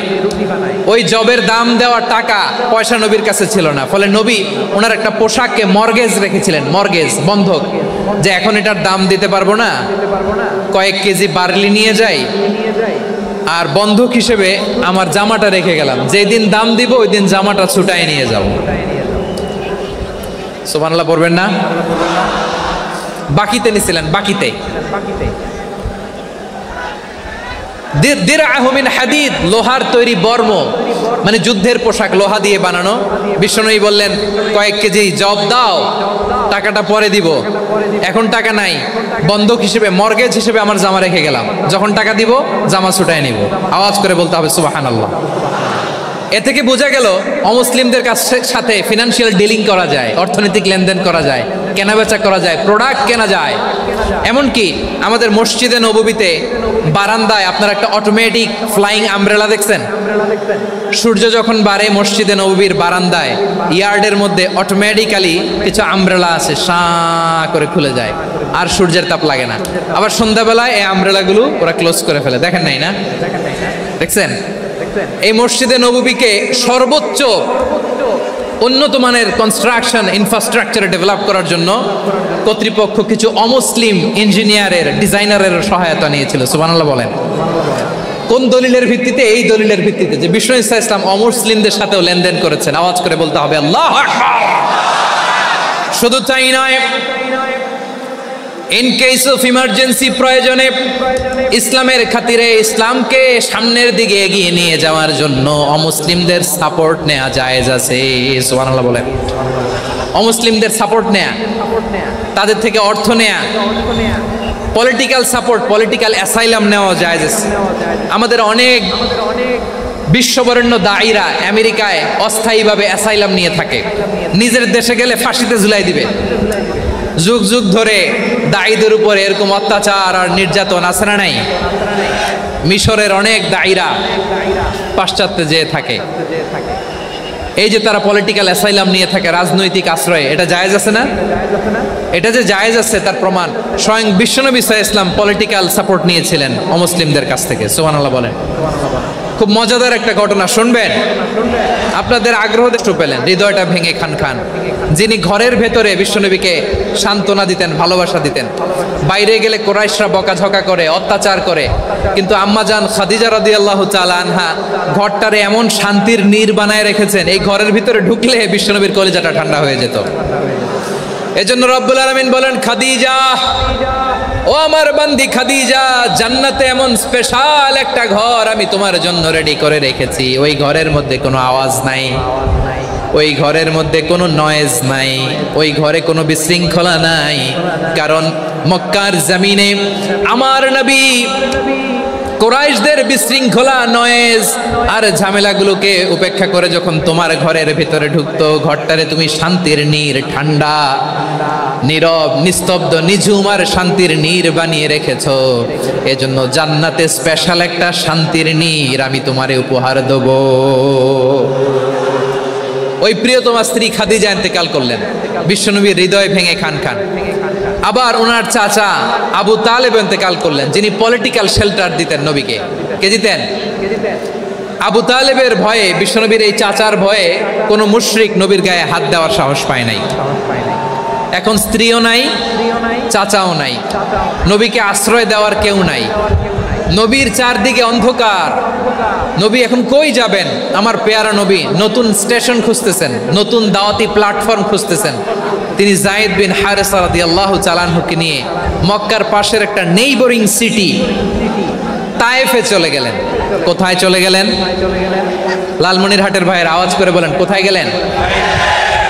তায়েফে চলে গেলেন দিনের দাওয়াত দেওয়ার জন্য। কি দেওয়ার জন্য? নাকি জমি কিনতে গেছিলেন? জমি কিনতে, দুনিয়ার যশ খ্যাতির জন্য, নিজের কোনো লাভের জন্য, তায়েফবাসীদেরকে জাহান্নামের আগুন থেকে বাঁচানোর জন্য। আওয়াজ করে বলতে হবে ঠিক কি না? বিশ্বনবী বিশাল মরুপথ, পাহাড়ি পথ পাড়ি দিয়ে তায়েফের মরুজমিনে গেলেন কোরআনের দাওয়াত নিয়ে, ইমানের দাওয়াত নিয়ে।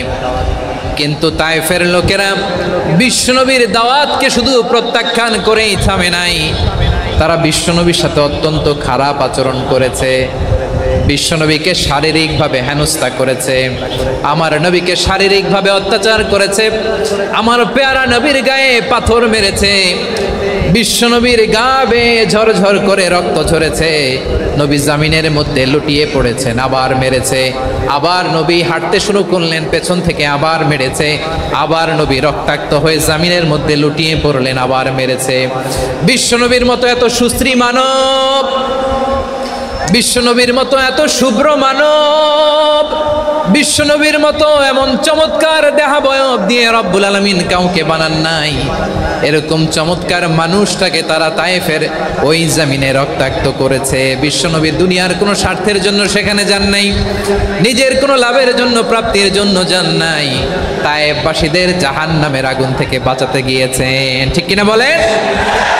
খেয়ে না খেয়ে দিন প্রচারের কাজে নিজেকে দিয়েছ বিলিয়ে, তাইফের কাফিরেরা চিনল না সে আলো, দুষ্ট ছেলেদের পিছু দিল লেলিয়ে, পাথরের আঘাতে ক্ষত বিক্ষত হয়ে সারা শরীর থেকে রক্ত ঝরে। হে রাসূল তোমাকে ভুলি আমি কেমন করে, হে রাসূল তোমাকে ভুলি আমি কেমন করে। পারেন না আপনারা? ধরুন আমার সাথে। হাজার ব্যথা বেদনার পরে ফিরে আসনি তুমি আপন ঘরে, দিনের আলো তুমি ছড়িয়ে দিতে, চলে গেলে মদিনায় মক্কা ছেড়ে। হে রাসূল তোমাকে ভুলি আমি কেমন করে, হে রাসূল তোমাকে ভুলি আমি কেমন করে। ঠিক কিনা বলে? প্রিয় ভাইরা, তায়েফের ছেলেরা নবীকে রক্তাক্ত করলো। আমার নবী কই যাবে? কই যাবে? মক্কায় জায়গা নাই, তায়েফে জায়গা নাই। তায়েফ থেকে ভারাক্রান্ত মন নিয়ে আমার নবী মক্কায় ফিরে আসলেন। বিশ্ব নবী মক্কায় ঢুকতে পারেন না। মক্কার মরুভূমির দিকে তাকিয়ে, উপত্যকার দিকে তাকিয়ে বিশ্বনবী ধা ধা করে কাঁদেন, ঝরঝর করে নবীর চেহারা মোবারক থেকে চোখের পানিগুলো বেয়ে বেয়ে পড়ে। আমার জন্মস্থান, আমার শৈশব, কৈশোর, যৌবন কেটেছে এই মক্কায়, আমার এলাকায় আমি ঢুকতে পারি না। বিশ্বনবী মক্কার অনতি দূরে দাঁড়িয়ে জায়েদকে পাঠালেন, জায়েদ যাও দেখো কেউ আমাকে সাপোর্ট করার মতো আছে কিনা, যাও অমুকের কাছে যাও। জায়েদ গেলেন, তারাও প্রত্যাখ্যান করে ফিরিয়ে দেয়। বিশ্বনবী বললেন যাও অমুক লোকের কাছে যাও, তিনিও প্রত্যাখ্যান করে ফিরিয়ে দিলেন। কেউ বিশ্বনবীকে আশ্রয় দিতে রাজি হয় না। নিজ জন্মভূমিতে বিতাড়িত বিশ্বনবী, সর্বশেষ বিশ্বনবী বললেন যাও মুতঈম ইবনে আদির ঘরে যাও। মুতঈম ইবনে আদি মুশরিক, তার কাছে যাও। গেলেন, মুতঈম ইবনে আদি রাজি হয়ে গেল। সুবহানাল্লাহ বলেন। দেখেন, অনেক বিপদের সময়ও আমি নিজে সাক্ষী, সামাজিকভাবে, রাজনৈতিকভাবে কত ঝঞ্ঝা, কত ষড়যন্ত্র, কত কনস্পাইরেসি পাড়ি দিয়ে আমাদেরকে সামনে এগিয়ে যেতে হয়। এই শত্রুদের ভেতরেও একজনকে দাঁড় করিয়ে দেয় যে আল্লাহর কোরআনের জন্য রেডি হয়ে যায়। পড়েন সুবহানাল্লাহ। মুতঈম ইবনে আদি, আল্লাহ তার মনকে নরম করে দিলেন। মুতঈম বলে, মুহাম্মদ আমি তোমাকে আশ্রয় দিব। তার দুই ছেলেকে পাঠালেন, যাও খোলা তলোয়ার নিয়ে, স্কট দিয়ে, গার্ড অফ অনার দিয়ে মুহাম্মদকে মক্কায় ঢুকাও, আর বলো আমি আমান দেব। আমান কি দিব? আমান মানে সিকিউরিটি, নিরাপত্তা। সিকিউরিটি ছাড়া, আমান দেওয়া ছাড়া কেউ থাকতে পারতো না মক্কায়। দুই ছেলে বিষ্ণু ঈসা ইসলামকে নিয়ে আসলো। নবী কাবার চারদিকে তাওয়াফ করলেন, নামাজ পড়লেন। আবু জাহেল, উতবা, শাইবা, ওয়ালিদ ইবনে মুগীরা সবাই দেখে, কেউ কিছু করতে পারে না। কারণ মুতঈম ইবনে আদি ঘোষণা দিয়েছেন আমি মুহাম্মদকে আমান দিয়েছি, মুহাম্মদের গায়ে যেন কেউ স্পর্শ না করে। আওয়াজ করে পড়েন সুবহানাল্লাহ। নবীর এই বিপদকালে মুহূর্তে মুতঈমের হৃদয়টারে নরম করে দিল কে? আচ্ছা, লালমনিরহাটের ভাইয়েরা বলেন, এই মুতঈম কি মুসলিম ছিল না মুশরিক? সবাই বলতে হবে মুসলিম না মুশরিক? তাহলে মুশরিকের কাছ থেকে নবী পলিটিক্যাল অ্যাসাইলাম, আধুনিক রাষ্ট্রবিজ্ঞানের ভাষায় পলিটিক্যাল অ্যাসাইলাম, যেটাকে বলে রাজনৈতিক আশ্রয়, ওনার আমান বা নিরাপত্তার এই ঘোষণায় তিনি মক্কায় ঢুকলেন। যতদিন নিরাপত্তা ছিলেন। মুতিম যখন মারা গেল, বিষ্ণু ইসলাম হিজরত করে মদিনায় চলে গেলেন। সুবহানাল্লাহ। কিন্তু মুতিম যে বিশ্বনবীর উপকার করছে এটা বিশ্বনবী ভুলে নাই। আমাদের অনেকে আছে উপকার করার পরে আর খেয়াল থাকে না, খাওয়ার পরে গলা দিয়ে নামলে আর খেয়াল থাকে না, এরকম আছে না নাই? আমার নবী ভুলে নাই। বদরের প্রান্তরে 70 জন কাফেরকে যখন বন্দি করে বিশ্বনবীর সামনে হাঁটু গেড়ে দাঁড় করানো হলো, বসানো হলো, 70 জন কাফের। কয়জন? বিশ্বনবী তাদের দিকে তাকিয়ে বললেন, সহিহ বুখারীর বর্ণনা, লাউ কানাল মুতঈম ইবনু আদি হাইয়ান সুম্মা কাল্লামানি হাউলাইন নাতনা লা তারাকতুহুম লাহু। বদরের প্রান্তরে 70 জন বন্দী কাফিরের দিকে তাকিয়ে আমার নবী বললেন, আজকে মুতঈম ইবনে আদি যদি বেঁচে থাকতো আর তোমাদের 70 জনের ব্যাপারে যদি মুতঈম এক বাক্যে একটা সুপারিশ করত, তার সম্মানে আজকে তোদের সবাইকে আমি মাফ করে দিতাম। সুবহানাল্লাহ নাই? ওই যে চিল্লাচিল্লি যে কথা বোঝে নাই, কোন জিনিস মিস করছে ওরা নিজেরাও বোঝে নাই। বিশ্বনবী মুতঈমের এই সাহায্যের কথা বলে নাই। 70 জন মুশরিক হাঁটু গেড়ে বসা, নবী চাইলে এখনই এক্সিকিউশন অর্ডার দিতে পারে। তিনি বললেন, আজকে যদি মুতঈম বেঁচে থাকতো আর মুতঈম যদি তোদের জন্য সুপারিশ করতে, এই আবর্জনাগুলোর ব্যাপারে সুপারিশ করতে, আমি মুহূর্তেই তোদেরকে এমনি মাফ করে দিতাম। এবার বলেন, ইসলাম কি ন্যারো মাইন্ডেড না ব্রড মাইন্ডেড? শুধু তাই নয়, যাকে যে সম্মান দেয়ার আমার নবী দিতেন, হোক আস্তিক হোক নাস্তিক, হোক মুসলিম হোক অমুসলিম। বিষ্ণু ইসলাম যখন রোমান সম্রাটের কাছে চিঠি লিখেছেন, আমার প্রিয় লালমনিরহাটের ভাইরা, অল্প কয়েক মিনিট কয়েকটা জরুরি কথা বলবো, এদিকে তাকান, এদিকে তাকান। রোমান সম্রাটের কাছে বিশ্বনবী যখন চিঠি লিখলেন মিন মুহাম্মদ রাসূলিল্লাহ ইলা হিরাকলা আযীমির রোম। মুহাম্মদের পক্ষ থেকে হিরাক্লিয়াসের কাছে, যিনি হচ্ছেন আযীমির রোম। এটা নবী নিজ থেকে বানায় লিখছেন, অতিরিক্ত সম্মান দিয়ে। কোন রাষ্ট্রপ্রধান যখন আসে তাদেরকে আমরা কি বলি জানেন? তার নামের শেষে HE এটা লিখতে হয়, H.E. মানে হিজ এক্সেলেন্সি। কি লেখে? হিজ এক্সেলেন্টি, অথবা ইউর হাইনেস, ইউর ম্যাজেস্টি। দেখেন, বিশ্বনবী সাল্লাল্লাহু আলাইহি ওয়াসাল্লাম সব নবীদেরও নবী। তিনি একজন মুশরিক খ্রিস্টান সম্রাট, রোমান সম্রাটের কাছে চিঠি লিখতে যায়, লিখতেছে, ইলা হিরাকলা আযীমির রোম, হিরাক্লিয়াসের কাছে আমার চিঠি, যিনি রোমের আযীম, হিজ হাইনেস, মানে রোমের অনেক সম্মানিত এক বাহাদুর। আওয়াজ করে বলেন সুবহানাল্লাহ। তার মানে যাকে যে সম্মান দেয়ার এটা বিশ্বনবী দিতেন। এমনকি যেই ইহুদিরা ভালো ছিল, এই ইহুদিদেরও প্রশংসা করেছেন বিশ্বনবী মুহাম্মদুর রাসূলুল্লাহ সাল্লাল্লাহু আলাইহি ওয়াসাল্লাম। এক ইহুদির প্রশংসা করেছেন বিশ্বনবী। ইহুদির কার? আমি তো আমার ভাইয়ের প্রশংসা করি না, আমি তো এক আলেম আরেক আলেমরে স্পেস দেই না, আমি তো এক দায়ী আরেক দায়ীর সাথে বসতে চাই না। আমার নবী ইহুদির প্রশংসা করে। কার প্রশংসা? ওই ইহুদির নাম ছিল মুখাইরিক। সিরাত গ্রন্থ ঘাটলে পাবেন। তিনি বলেছেন, মুখাইরিক খাইরু ইয়াহুদ, Mukhairiq is the best of the Jews. জুইশদের মধ্যে সে সবচেয়ে ভালো। কেন প্রশংসা করলেন তার? এর কারণ মদিনা চার্টারে কথা ছিল, সব ধর্মের মুসলিম, মুশরিক, ইহুদিরা মিলে মদিনাকে রক্ষা করবে। কিন্তু 3য় হিজরিতে যখন উহুদের যুদ্ধ শুরু হলো, সবার কথা ছিল যেই আক্রমণ করে আমরা মদিনাকে বাঁচাবো। কোন শহরকে বাঁচাবো? মদিনাকে। কিন্তু কুরাইশরা যখন অ্যাটাক করলো, ইহুদিরা আর আসে না, ইহুদিরা আর বেরোয় না। বিষ্ণু বললেন, ওহে ইহুদিরা, তোমরা না চুক্তি করলে আমার সাথে যে মদিনা বাঁচাতে সবাই ঝাঁপিয়ে পড়বো, আসো। একটা ইহুদিও বেরোয় না, কেউ আসে না সেদিন, একজন ছাড়া। তার নাম মুখাইরিক। তার নাম কি? মুখাইরিক বাহাদুরের মতো ঘোড়সাওয়ার হয়ে বেরিয়ে গেলেন এবং বললেন, গোটা ইহুদি সাম্রাজ্যের একজনও যদি না আসে, আমি মুখাইরিককে কেউ ঘরে আটকে রাখতে পারবে না। বেরিয়ে আসলেন, এসে বললেন, আমি মুহাম্মদের পক্ষে যুদ্ধ করব। আমি মারা গেলে আমার সম্পদ আমার উত্তরাধিকারীরা পাবে না, আমার সম্পদ তোমরা মুহাম্মদকে দিয়ে দিবা। সুবহানাল্লাহ বলেন। উহুদের ময়দানে 70 জন মুসলমান শহীদ হলো। এই ইহুদি সেও মুসলমানের পক্ষে যুদ্ধ করে নিহত হলো। সুবহানাল্লাহ বলেন। মুসলিমদের লাশ যখন নিয়ে আসা হলো, এই মুখাইরিকের লাশও নিয়ে আসা হলো। মুসলিমদের লাশের পাশে মুখাইরিকের লাশ দেখে বিশ্বনবী মুখাইরিকের প্রতি অনেক খুশি হলেন।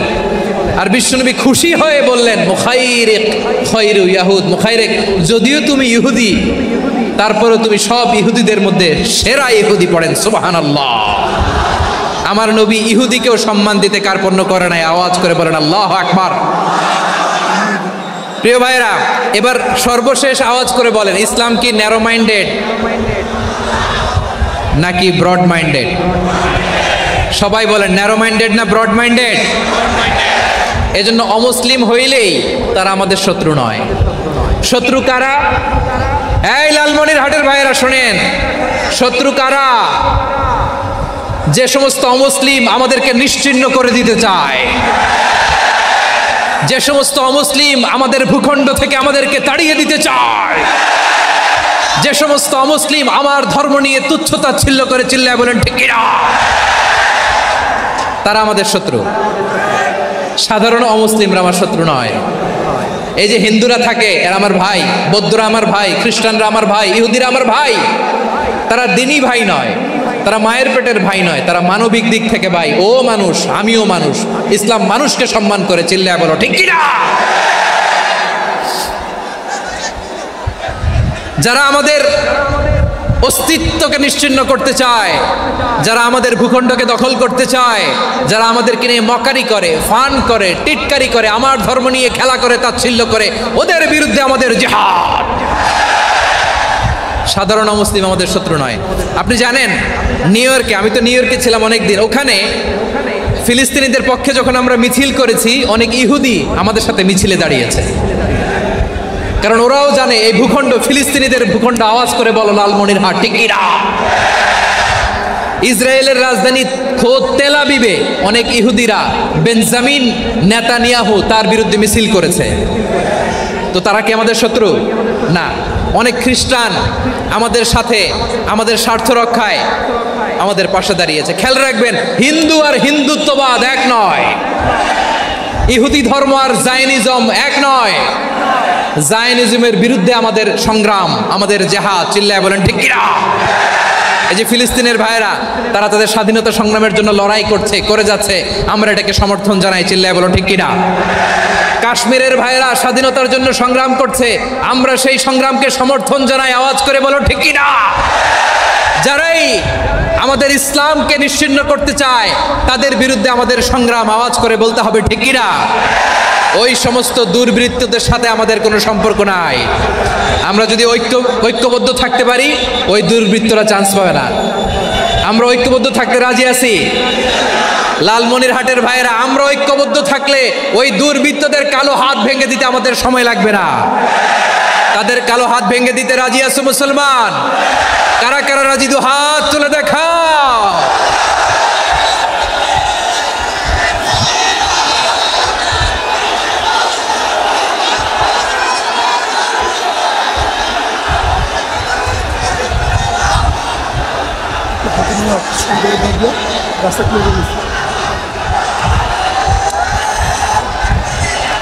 আমার প্রাণ প্রিয় লালমনিরহাটের ভাইরা, শত্রু কাফের আর অশত্রু কাফেরের মধ্যে পার্থক্য আছে না নাই? আবু তালেবও মুশরিক, আবু জাহেলও মুশরিক, কিন্তু দুই মুশরিকে পার্থক্য আছে না নাই?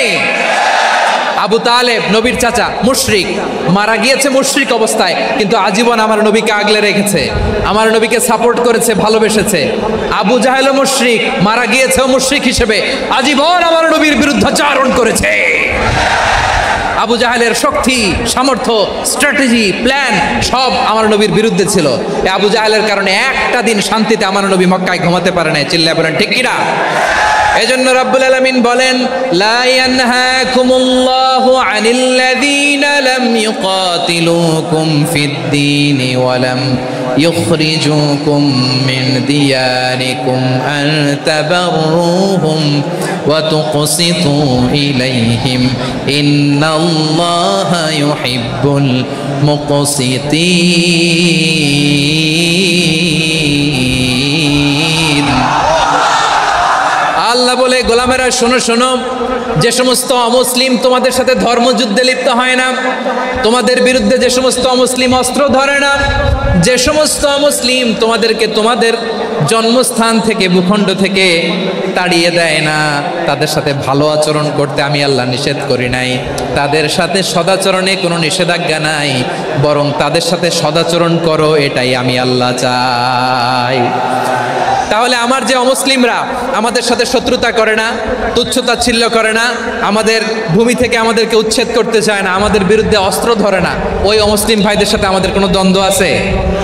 কোনো বিরোধ আছে? বরং আছে ভালোবাসা। বরং আছে কি? এই ভালোবাসা দিয়েই আমরা বিশ্ব জয় করব। রাজি আছো মুসলমান? আমাদের পুঁজি ভালোবাসা। আমাদের পুঁজি কি? এবার আওয়াজ করে বলেন, আমার এই পুরো আলোচনা থেকে the religious coexistence, peaceful coexistence, শান্তিপূর্ণ সহাবস্থান, কমিউনাল হারমোনি, এই সাম্প্রদায়িক সম্প্রীতি, এই আলোচনা থেকে কি বুঝলেন? ইসলাম কি ন্যারো মাইন্ডেড না ব্রড মাইন্ডেড? এই ব্রড মাইন্ডেড হৃদয় নিয়ে, ভালোবাসা দিয়ে আমরা বিশ্ব জয় করতে চাই। রাজি আছেন? আল্লাহ কবুল করুক। আমরা সবাই পড়ি আমিন। লালমনিরহাটের জেলা স্টেডিয়ামে আমার প্রিয় মায়েরা, বোনেরা, আপনাদের জন্য একটা হাদিস বলে শেষ করব। বিশ্বনবী বলেন, আমার মায়েরা খেয়াল করে শুনুন, বিশ্বনবী আপনাদের উদ্দেশ্য করে বলেন, আল মারআতু ইযা সাল্লাত খামসাহা ওয়া সামাত শাহরাহা হাফিজাত ফুরুজাহা আতাআত বা'লাহা ফালতাদখুল মিন আইয়ি আবওয়াবিল জান্নাতি শাআত। বিশ্বনবী বলেন, ও রমণীরা, ও নারীরা, যে সমস্ত নারী এই 4টা কাজ করবে, এই 4টা কাজের গ্যারান্টি দিবে, তাদেরকে জান্নাতের 8টা দরজার গ্যারান্টি দেয়া হবে। কি 4টা কাজ? 1 নাম্বার, আল মারআতু ইযা সাল্লাত খামসাহা, যে নারী 5 ওয়াক্ত নামাজ পড়ে। কি করে? জেলা স্টেডিয়ামে অবস্থানরত আমার নারীরা, বোনেরা, বিশ্বনবী আপনাদেরকে 4টা কাজের কথা বলেছেন, খুব বেশি না। 4টা করলে 8 জান্নাতের দরজা সব খোলা। কোনটা দিয়ে যাবেন? যেটা দিয়ে মনে চায়। 1 নাম্বার 5 ওয়াক্ত নামাজ। আমার বোনেরা জোহরের নামাজ পড়তে পড়তে এটা আসরে নিয়ে যায়, আসর পড়তে পড়তে এটা মাগরিবে নিয়ে যায়। এরকম আসরা নাই? লালমনিরহাটে হয়তো নাই। আমার বোনেরা এটা করবেন না। ইন্নাস সালাতা কানাত আলাল মুমিনিনা কিতাবাম মাওকুতা, সময় মতো পড়বেন। সামাত শাহরা, রমাদানের রোজাগুলো রাখবেন। হাফিজাত ফুরুজাহা, যে নারী তার চরিত্রকে হেফাজত করে, তার প্রাইভেট হেফাজত করে, তার লজ্জাস্থান হেফাজত করে। ও মায়েরা, আপনার এই গর্ভ যে কত দামি আপনি জানেন না। আপনার এই গর্ভ থেকে জন্মাবে আগামীর সালাহুদ্দিন আল আইয়ুবী।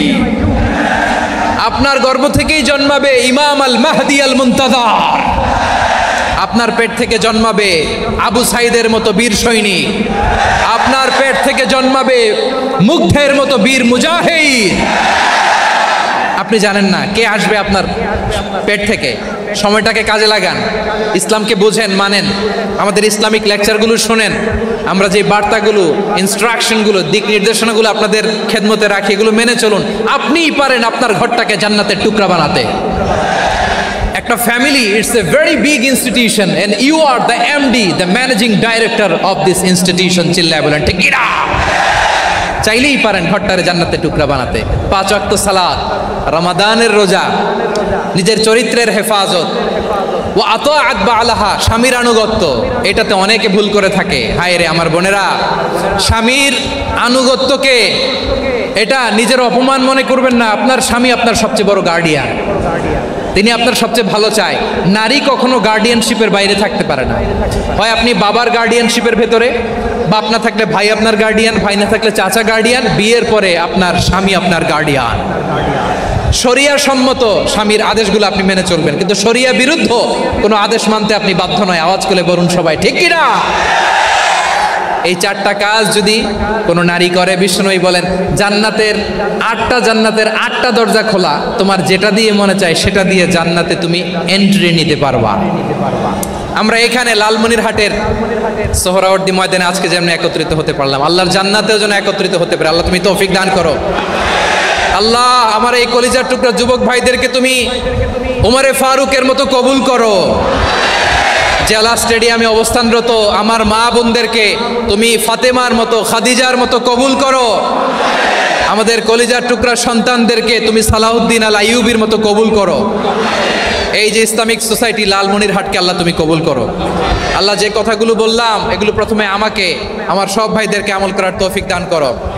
রব্বানা যালামনা আনফুসানা ওয়া ইন লাম তাগফির লানা ওয়া তারহামনা লানাকুনান্না মিনাল খাসিরিন।